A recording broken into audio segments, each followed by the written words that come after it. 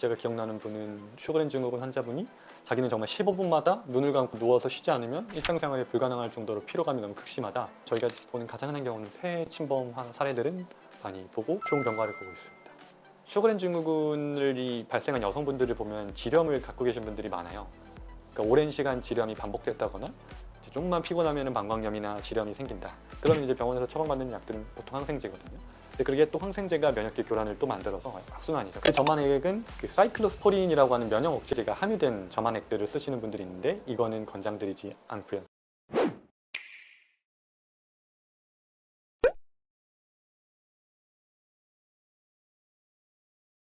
쇼그렌 증후군은 이제 자가면역 질환 중에서도 외분비샘의 증상들을 이제 주 증상으로 하는데, 외분비샘이라고 하면 우리 몸에서 이제 액체를 분비하는 곳들이거든요.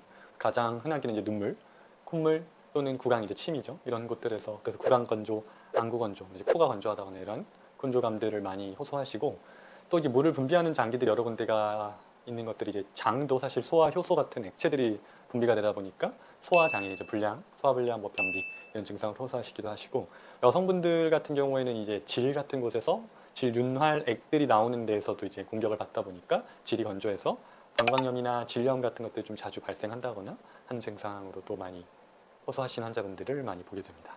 주로 쇼그렌 증후군이 아무래도 여성분들한테 많다 보니까 여성분들 중에 쇼그렌 증후군의 증상 중에서 안구나 구강 건조보다 의외로 질 건조로 인한 불편감을 호소하시는 분들이 많거든요. 그래서 윤활제 같은 걸 평소에 쓰시는 분들도 많고요.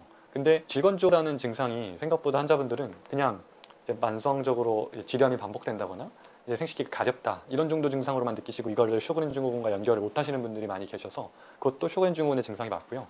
그래서 이것도 결국은 쇼그렌 증후군이 근본적으로 면역계가 회복되는 상태가 되면 질건조도 많이 호전되는 경우를 봐서 전후 관계가 좀 섞이는데, 쇼그렌 증후군이 발생한 여성분들을 보면 지렴을 갖고 계신 분들이 많아요. 그러니까 오랜 시간 지렴이 반복됐다거나 조금만 피곤하면 방광염이나 지렴이 생긴다. 그러면 이제 병원에서 처방받는 약들은 보통 항생제거든요. 근데 그게 또 항생제가 면역계 교란을 또 만들어서 악순환이죠. 그래서 뭐가 먼저라고 보는 게 좀 어렵지만 항생제 사용이 많은 분들이 실제로 면역계 교란이 많다 보니까 제 경험 안에서는 항생제를 좀 빈번하게, 특히 여성분들은 지렴이나 방광염 같은 본인들은 좀 가볍게 느끼는 증상들 때문에 항생제를 오랫동안 써오셨던 분들이 생각보다 쇼그렌 증후군 환자분들 중에서 많은 경우를 보게 되고, 그게 쇼그렌 증후군을 만들었다의 가능성도 저는 좀 있다고 보는 편입니다. 결국 질에서 나오는 질액이라는 것도 결국 윤활액들이 다 외분비샘이거든요. 외분비라는 건 바깥으로 뭔가를 분비하는, 액체를 바깥으로 분비하는 것들을 말하기 때문에 남성한테는 잘 없는 게 여성한테 있는 장기가 그렇게 보시면 될 것 같아요. 근데 쇼그렌 증후군이 이제 외분비샘을 주 증상으로 하긴 하지만 외분비샘 이외에 또 여러 장기들이나 또는 뭐 관절 같은 것들 침범하는 경우도 있기 때문에 다양한 자가면역 질환과 중첩돼서 증상이 나타나는 경우를 많이 봅니다. 또 관절 같은 경우도 외분비샘이랑 같은 맥락으로 봤을 때는 이제 활액이라고 하는 액체죠. 액체가 분비되는 곳에 이상이 생기면서 관절 통증의 양상도 류마티스 인자나 이런 것들이랑 연결돼서 실제 류마티스 관절염처럼 나타나는 통증이 있는가 하면 조금 다른 양상으로는 뻑뻑하다. 말 그대로 액체가 좀 모자라서 관절에 굳는다거나 붓는다거나, 류마티스 관절염이랑 완전히 동일한 패턴으로 통증이 나타나는 경우도 있지만 조금 양상이 다르게 관절이 좀 굳는다거나 액체가 모자라서 나타나는 형태의 통증을 호소하시는 경우도 특히 쇼그렌 증후군에서는 많이 보게 됩니다.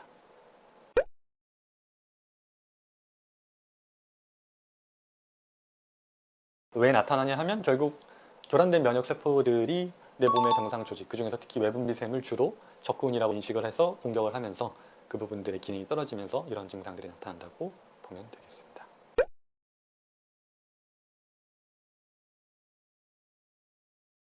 류마티스 관절염과 비슷한 형태의 관절 통증을 호소하시는 분들이 꽤 많고요.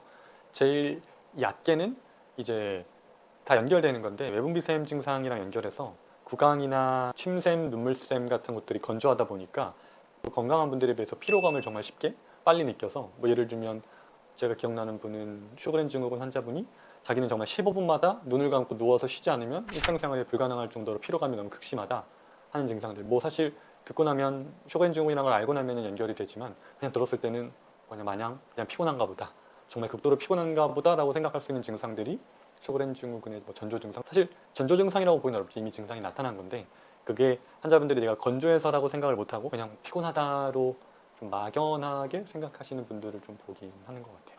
그 소화기 증상도 생각보다 흔하죠. 이제 변비가 심하다거나 음식을 먹는데 침샘이 잘 분비가 안 되다 보니까 음식이 잘 안 넘어간다. 음식을 먹는 게 쉽고 소화시키는 게 힘들고 목구멍으로 넘어가는 게 힘들다, 이런 증상을 느끼시는 분들도 종종 보게 됩니다.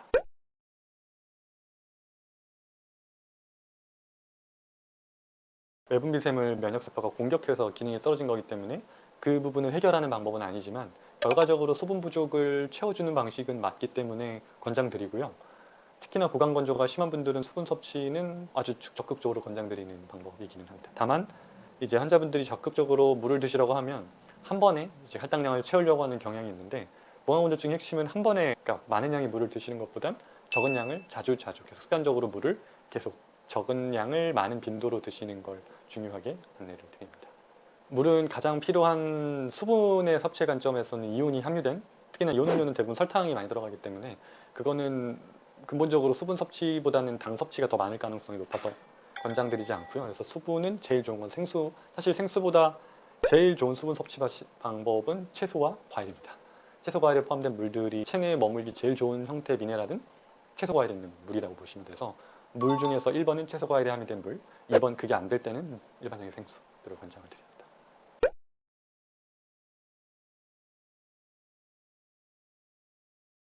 인공눈물도 이제 종류가 여러 가지인데, 셔그렌 증후군이라고 이미 진단을 받으신 분들이 처방받은 약들 중에 뭐 약물명으로는 많이 알려진 게 레스타시스라고 많이 환자분들이 가지고 오시는데, 그 점안액은 이제 그 사이클로스포린이라고 하는 면역 억제제가 함유된 점안액들을 쓰시는 분들이 있는데, 이거는 권장드리지 않고요. 저희는 이제 권장드리지 않는다는 게 치료의 방향인데, 저희는 교란된 면역세포를 어떻게든 정상화시키는 데 포커스를 맞춘 치료를 하다 보니까 그런 분들에게는 면역 억제제가 함유된 뭐 사이클로스포린 같은 면역 억제제가 함유된 점안액은 추천드리지 않고요. 또 스테로이드 계열의 약물들이 함유된 점안액도 마찬가지로 추천드리지 않고, 가장 무난하게는 일반적인 점안액들, 그러니까 뭐 히알루론산 같은 개념의 보습제가 함유된 점안액 정도는 피곤하게 너무 건조하신 분들한테는 그래도 쓰셔라 라고 말씀을 드리고, 다만 그것도 이제 제일 조심해야 되는 게 이제 보존제죠. 방부제가 많이 함유된 것들은 눈에 쌓였을 때 또 기름의 이상을 만들 수 있기 때문에 너무 많이 쓰시는 것보다는 방부제가 안 들어가는데, 그러면 결국 유통기한이 짧아지다 보니까 제품 중에 방부제가 안 들어가는 걸 찾기는 쉽지는 않은 현실이긴 합니다.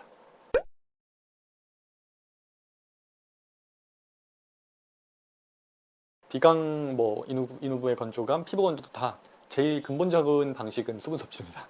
그래서 수분 섭취량을 쇼그렌 증후 환자분들한테는 계속 많은 빈도로 적은 양이라도 계속 자주 드시라고 해서 전신에 이제 수분을 보충하는 게 가장 근본적인 방법이고요. 그 중에서도 아까 설명드린 것처럼 체내에서 잘 머물고 수분으로서의 역할을 할 수 있는 양질의 미네랄들이 함유된 물들, 제일 1등이 채소 과일류, 그 다음이 생수를 통한 섭취가 가장 기본이 되고요. 물은 최소량이 1.5리터 이상을 권장을 드리고요. 쇼그렌 증후 환자분들은 최소 2리터 이상을 웬만하면 드시라고 말씀드리는데, 2리터가 생각보다 양이 많거든요. 우리가 시중에서 사는 일반적인 페트병, 큰 페트병 하나가 1.5리터니까 그거를 하나 반 정도는 하루에 드신다고 생각하고, 그걸 할당량이라고 생각하고 떠놓고 자주 드시라고. 이렇게 눈에 보여야 먹으니까 그냥 한 번에는 절대 못 먹어요. 그렇게 한 번에 먹으면 오히려 몸에는 타격이거든요. 한 번에 너무 많은 물이 들어오면 전해질 농도가 깨져버리니까 한 번에 드시려고 하지 마시고 자주 그렇게 할당량을 채워놓고 자주 드신다고 생각하시면 좋을 것 같아요. 마음껏 먹으시는데 그 중에서도 이제 마음껏이라는 게 수분이 많은 것, 뭐 예를 들면 M타입 분들은 수박 같은 것들 특히 좋은 수분을 많이 함유하고 있고, 그런 이제 수분이 충분히 과일 중에서도 수분 함량이 높은 것들을 더 권장을 드립니다. 그럼에도 계절적으로 겨울이나 뭐 가을이나 이런 건조할 수밖에 없는 계절에는 가습기는 쓰시는 걸 권장드려요. 그래서 보통 아이들처럼 생각을 해서 한 45도에서 60도 정도의 사이의 습도는 유지할 수 있도록, 특히 겨울에는 50도 이상으로는 유지할 수 있도록 가습기를 사용하시라고 말씀을 드립니다. 그렇죠. 쇼그렌 증후군에서 나타나는 건조감들은 다 근본적인 게 바뀌기 전까지는 좀 오래 걸립니다. 그래서 피부 건조도 일반적인 보습제가 증상을 조절은 해주죠. 그래서 무조건 권장드리고요. 보습제는 좋은 것들, 특히나 저희는 이제 타입을 고려했을 때 유전체 타입에 잘 맞는 보습제들을 쓰시라고 권장을 드려서, 대표적으로 S타입 분들은 뭐 어성초나 병풀 같은 재료들을 쓴 것들을 많이 추천드리고요. M타입 분들은 뭐 선백초 같은 것들이 활용된, 또는 요즘은 아토피랑 연결해서 많이 쓰는 것들 중에 뭐 달맞이꽃 종자유 같은 것들, 보습 효과가 뛰어나고 또 염증을 잡는 효과도 많이 알려져 있어서 많이 환자분들이 쓰시는 편인 것 같아요. M타입 분들한테는 좀 권장을 드리고요. 그런 형태로 타입에 맞는 원재료를 사용한 보습제들을 많이 권장을 좀 드립니다. 100% 맞는 화장품은 사실 찾기 어려워요. 저희가 직접 만들지 않다 보니까. 그래도 먹는 것보다는 바르는 정도로는 그렇게 혈액으로 흡수되지는 않다 보니까 그런 경우에는 메인 원료 정도만 맞으시면 좀 섞인 것들도 보습제는 쓰셨을 때 불편감 없으시면 쓰시라고 말씀드려요. 다만 합성 약물들이 들어가지 않은 것들이죠. 뭐 스테로이드나 이런 함유되지 않은 보습제 중에도 뭐 면역 억제제 함유된 것들이 있거든요. 그런 것들은 당연히 권장드리지 않습니다.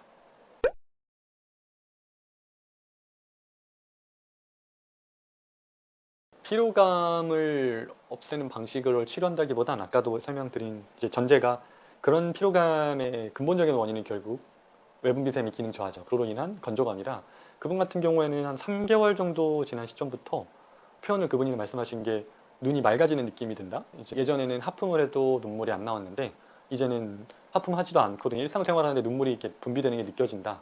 오히려 눈물이 막 이제 분비가 많이 되다 보니까 흐르기 시작한다라는 반응을 느끼셨는데 그때부터 피로감을 덜 느끼시는 증상의 변화를 많이 보셨던 기억이 좀 나네요.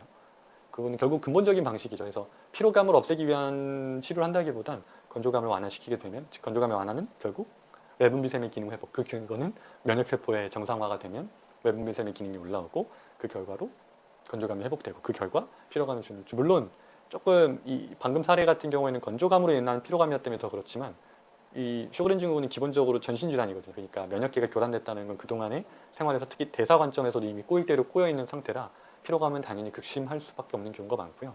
그 경우에는 이제 대사의 이 꼬인 부분을 해소하면서 피로감이 회복되는 경우도 많이 보게 됩니다.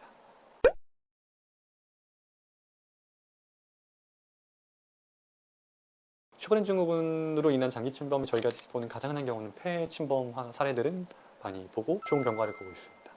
쇼그렌 증후군으로 인한 폐 침범이 최근에 이제 비슷한 사례를 많이 보게 되는데 쇼그렌 증후군으로 인한 폐 침범이라는 걸 확인하는 순서가 보통 내가 쇼그렌 증후군을 앓고 있다가 있는 걸 알고 있는 상태에서 폐 침범이 확인됐다기보단 그냥 간질성 폐질환이라고 하는 질환으로 병원에서 호흡기의 이상, 또 호흡이 좀 가쁘다, 또는 기침 가래가 좀 심하게 나온다, 평소보다 호흡이 좀 불편한 빈도가 늘어난다, 이런 증상들로 인해서 병원에 방문해서 검사를 해보니 폐에 염증 소견이 또 보이고 이 간질성 폐질환의 소견들이 보여서 그 원인을 찾는 과정에서 여러 검사들을 진행하다 보니까 쇼그렌 증후군의 양성이 나온 경우를 더 많이 보고요. 그래서 오히려 제 경험 안에서는 쇼그렌 증후군이 악화됐다는 느낌보단 다른 증상, 이제 쇼그렌 증후군의 임상 증상이 일반적으로 그냥 건조감이 생활에 그렇게 크게 생각보다 불편함을 주지 않는 상태에서 계시다가 폐까지 침범이 된 상태에서 검사를 통해 쇼그렌 증후군도 그때 동시에 알게 된 경우를 더 많이 보게 됩니다.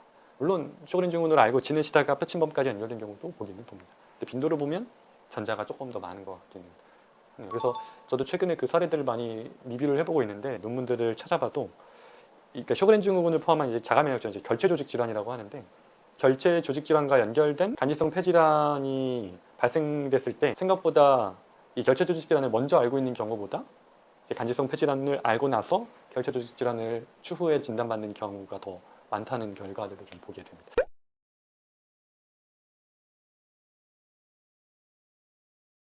쇼그렌 증후군에서 동반된 관절염이 류마티스 인자라거나 류마티스 관절염과 관련된 어떤 자가 항체들이 확인되면서 나타난 분들이 조금 더 어렵고요, 치료가.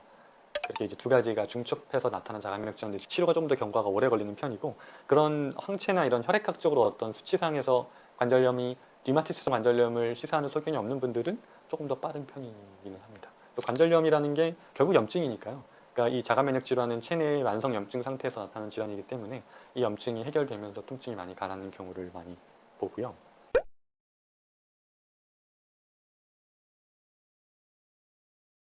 양치를 해도 생기고요. 그러니까 생긴다는 게 침이라는 게 구강 내 많은 균들을 살균해주는 효과가 있잖아요. 근데 그 효과가 침샘 분비가 떨어지다 보니까 침 분비 기능이 떨어지다 보니까 그런 살균 효과가 좀 떨어지게 되면서 일반인들에 비해 충치가 좀 쉽게 생기는 경향을 띠죠. 그런 경우에는 수분 섭취 충분히 하시면서 또 침샘 분비가 안 되는 만큼 식사 후에 바로 최대한 바로 양치를 하셔서 균이 좀 증식할 만한 환경들을 애초에 차단하는 방법밖에는 뭐 특별한 조치를 할 수는 없고 그렇다고 막 항생제를 먹는다거나 이런 건 당연히 미리 예방적 차원에서 권장드리진 않고요. 식사 후에 바로 최대한 빨리 양치를. 근데 이거는 뭐 쇼그렌 증후군뿐만 아니라 모든 일반인들에게도 권장되는 그 방식을 가장 FM으로 따르시는 것을 권장을 좀 드립니다. 뭐 불소액 같은 경우에는 좀 권장은 좀 안 드리고요. 불소가 많이 함유된 치약이나 이런 불소 소독. 그래서 제일 좋은 것들은 뭐 사용에 맞는 분들은 뭐 주겸을 통한 가글, 구강 내에 남아있는 세균들을 살균을 침이 못하는 것을 외부에서 좀 도와줄 만한 자연물질들 중에서는 뭐 주겸이나 이런 것들을 대나면 M타입 분들한테 추천해 드립니다. 증상이 심한 분들 또 충치도 충치지만 혀가 아리다거나 이 쇼그렌 증 환자분들 중에 이 세균 증식으로 인해서 충치도 있지만 막 구내염이 생긴다거나 혀에 뭐 염증이 생긴다거나 막 인설이 심하게 막 생긴다거나 혀에 이렇게 상처가 생긴다거나 이런 분들은 그걸 살균할 수 있는 뭐 죽염 또는 천일염들 중에서 소독 효과가 있는 소금들 활용한 가글 정도는 권장을 드립니다.